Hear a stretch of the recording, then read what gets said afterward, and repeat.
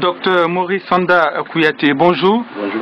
Je vous rappelle que vous êtes le directeur exécutif du comité interafricain et vous venez de publier un rapport justement qui établit que la Guinée est le deuxième pays après tout juste la Somalie dans le cadre de l'excision.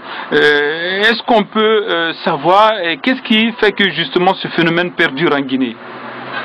Oui, c'est un constat très amer que nous avons, puisque nous sommes un paradoxe dans ce domaine-là.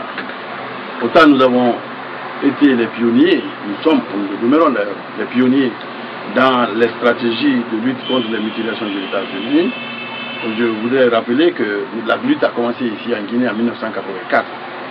Donc ça fait 32 ans que nous avons créé CEPETAF ici contre les mutilations génitales féminines. Beaucoup de choses ont été faites. Et malheureusement, malgré tout ce que nous avons fait, l'excision reste la chose la mieux partagée entre juifs en Guinée. Parce qu'au moins, ici, on ne parle ni de telle ethnie, ni de telle région, ni de tel groupe. Tout le monde fait l'excision. 97% de femmes excisées. Donc c'est ça notre gros problème. Et pourquoi ça n'a pas bougé après 32 ans? On est passé de 99% à 97%, 2 points seulement. Parce que simplement nous sommes freinés par deux choses.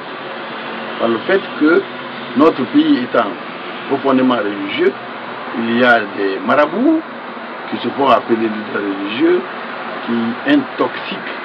Et je ne sais pas quel plaisir ils tirent du fait que les filles, nos sœurs, nos filles et nos mamans doivent continuer à subir les affres d'une pratique qui les dégrade, qui les avilisse et qui a une répercussion néfaste sur leur santé de la reproduction et sur leur santé tout court. Donc, il y a ces apprentis sorciers qui se font passer pour des leaders religieux, qui passent de village en village pour dire non, quand on vous dit de ne pas exciser, si vous ne le faites pas, vous irez dans l'enfer, ou bien la fille ne peut pas prier. Mon Dieu, la fille ne peut pas prier.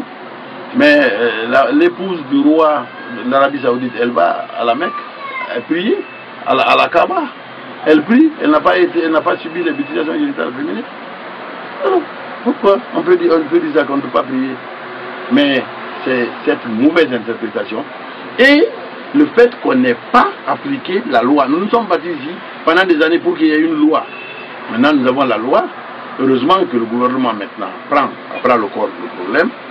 Ça, je dois féliciter notre gouvernement parce que le président de la République en a parlé, il a fait un conseil des ministres là-dessus, et puis le ministère de la Sécurité a commencé à arrêter des gens, à les transférer, et il y a eu 4 cas devant les tribunaux guinéens. Donc si on maîtrise ces 2 points, si on maîtrise l'application de la loi, et on neutralise les charlatans qui se font passer pour leaders religieux, et d'ailleurs je profite de l'occasion pour saluer la Ligue islamique et le secrétariat général aux affaires religieuses qui ont décidé de se lancer dans la lutte contre, je dis bien la lutte contre les mutilations génitales féminines. En faisant, et ça a commencé le 29 juillet, avec un sermon harmonisé dans tout le pays, parlant contre les mutilations génitales féminines.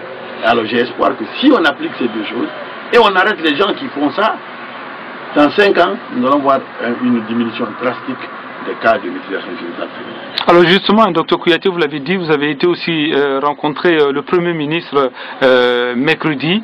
Et est-ce que, au sorti de votre audience avec le Premier ministre, vous avez eu le sentiment que les choses vont s'améliorer, comme vous l'avez dit tout à l'heure, dans les années à venir? Oui, absolument. D'abord, j'ai rencontré Monsieur le Premier ministre au cours de l'événement du lancement de la campagne Vacances sans excision. Il est venu lui-même en tant que chef du gouvernement. Il est venu avec le ministre de la Communication et la ministre de l'Action sociale qui est à la base de cet engouement, de cette projection vers l'avant du gouvernement, Madame Sanaba Kamara, qui vraiment se démène pour notre pays. Donc le Premier ministre est venu pour interpréter la position, pour dire sans abâche la position du gouvernement.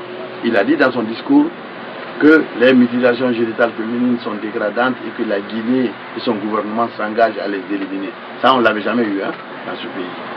Alors donc je suis heureux de voir que maintenant nos autorités s'impliquent profondément.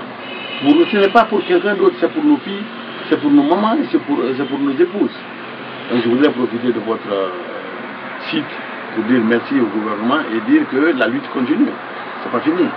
Alors, un dernier mot peut-être sur l'impression que vous avez sur votre pays, vous qui vivez hors de la Guinée. Et quand vous venez, est-ce que vous avez l'impression que c'est un pays qui est jeté à l'abandon? Est-ce que vous avez l'impression que c'est un pays où on ne respecte pas les lois? Quand on parle, surtout vous venez parler de l'excision, manque d'application des lois, est-ce que c'est l'impression que vous avez? D'abord, je n'ai pas l'impression que le pays est jeté à l'abandon. Non. J'ai une impression, d'abord la première impression que j'ai, c'est qu'on a fait un pas. Il y a du courant électrique à Conakry. Bon, nous avons étudié ici, il y a le courant 24 heures sur 24, ça n'existait pas. Ça, c'est une avancée. Vraiment, là il faut saluer le président, il faut saluer le gouvernement, il faut saluer le peuple de Guinée.